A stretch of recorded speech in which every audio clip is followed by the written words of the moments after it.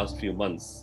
And today, in the next few minutes, we are going to run a session, an interaction, a conversation of trying to go beyond happiness, an ikigai beyond happiness, something which connects to the real being. So, we're going to begin with the agenda, and the agenda is again something which is unique, agendalessness. We're going to have something which is running beyond agenda, and we'll see how it goes, how it pans out in the next 55 minutes or so of how can we run a session without agenda. So with this, I'd like to invite Nitishanti. Well, first of all, listening to you, I felt my heart was opening and I was feeling more settled and relaxed. And I really love the intention of agenda-lessness. In my experience, I found that, as many of the listeners probably have experienced in their own life, that there's a great power in setting an intention.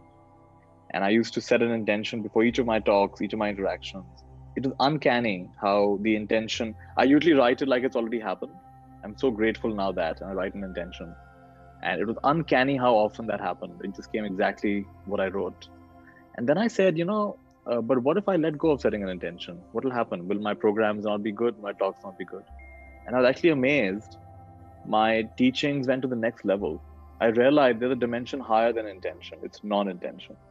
So these days, it's not there's something wrong with setting intention. It's beautiful to set an intention as well. But intention is like it's exclusive. I want this and I don't want that.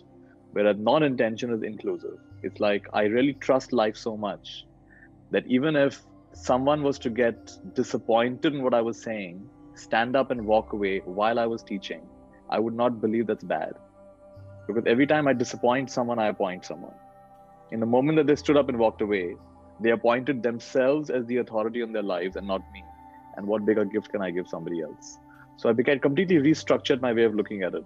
So I'm feeling enthusiastic that we've begun with that idea of agenda-lessness. Wonderful, Nitya. Intention to non-intention. And that brings me to this power of belief in a higher consciousness, which seems to guide we as human beings into moving to our purpose, our destiny. And so my first question to you is, coming to the topic of going beyond happiness, what are the key things that currently today, as human beings, individuals, business people, what is really limiting them from creating that belief of happiness, of intention within them? Well, before we even talk about happiness, it's nice to talk about suffering. That's cool. So suffering, one of my favorite definitions of suffering comes from one of my teachers, Byron Katie, and she says, suffering is arguing with reality. Arguing with reality. I really like that definition. So there is reality, and then there is my idea of how reality should be, and where I should be financially, where I should be relationally, where I should be spiritually, and it's not matching. It's not matching. I remember reading a lot of books as a teenager. I got into self-help quite early somehow.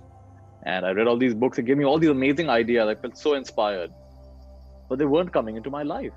And that actually created more suffering. Krishnamurti says, a truth known and not lived becomes the poison. So I knew all these fantastic ideas and concepts of how I should live my life, but I wasn't able to live them. And that became a poison. And I was literally fighting with myself. I was upset with myself. I was not able to do it.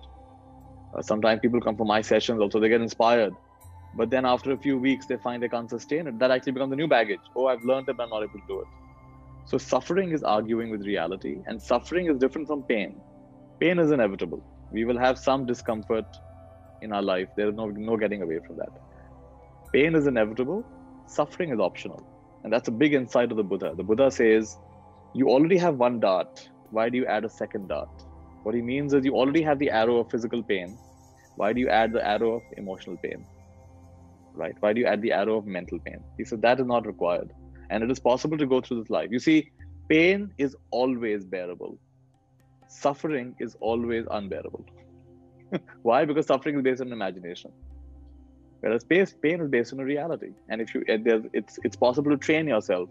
I've had teachers, for example, who've trained themselves to get tooth extraction done without anesthesia. It's possible to train yourself with simple techniques to actually manage physical pain. So that's pain and that's suffering. And now when it comes to happiness, so if pain is arguing with reality, then happiness would be welcoming reality, embracing reality, loving reality, being one with reality.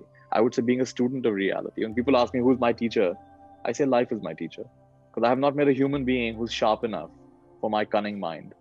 Life itself is my teacher. Every moment, life is giving me feedback.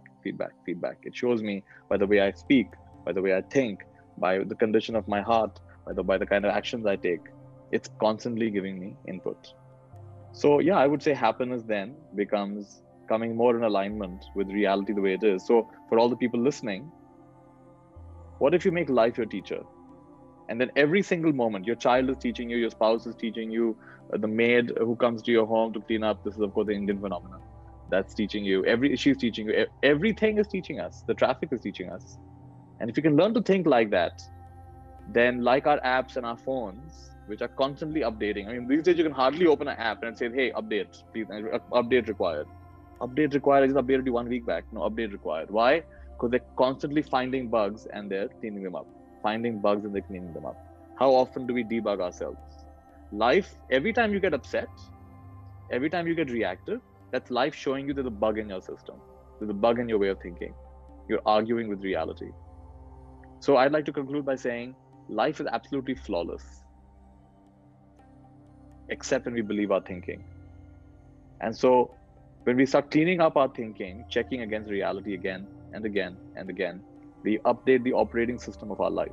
And we have a higher, smoother, more easeful, more joyful, and I would say more miraculous life experience.